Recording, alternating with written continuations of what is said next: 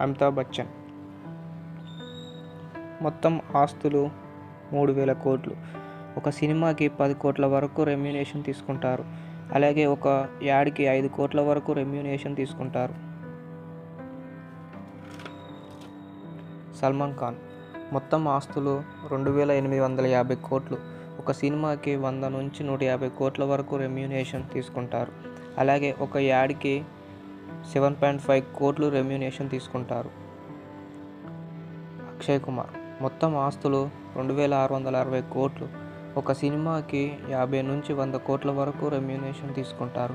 అలాగే ఒక యాడ్కి 2 నుంచి 3 కోట్ల వరకు రెమ్యూనేషన్ తీసుకుంటారు. అమీర్ ఖాన్. మొత్తం ఆస్తులు 1,862 కోట్లు.